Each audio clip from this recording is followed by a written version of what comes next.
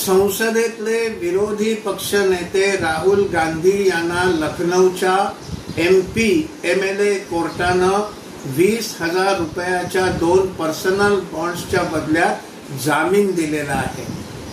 2022 साली त्यांनी चीनी सैन्याकडनं भारतीय सैनिकांची पिटाई असा शब्द त्यांनी वापरला होता, ही होते आहे असं सैन्याला अपमानास्पद उल्लेख त्यांनी केला आणि त्या बदल्यात त्यांच्या विरुद्ध केस झाली।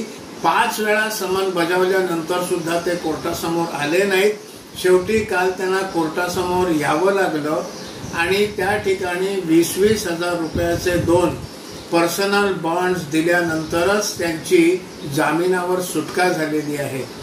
आणखीन एक जुना प्रसंग, त्यांनी पूर्वी सैन्य प्रमुखांना सडक का गुंडा असं म्हटलं होतं। किती लाजिरवाणी गोष्ट आहे की संसदेतला, लोकसभेतला देशाचा विरोधी पक्ष नेता हा सैन्याची नालस्ती करणारी वक्तव्य ही करत असतो आणि त्या बदल्यात त्याला कोर्टात हजर राहावं लागतं। कुठल्याही देशामध्ये कितीही विरोधी पक्ष नेता असला तरी आपल्याच सैन्याची नालस्ती करत नाही, पण आमचे हे विरोधी पक्ष नेते हे सैन्याची देखील नालस्ती करतात। अत्यंत लाजिरवाणी कथा आहे।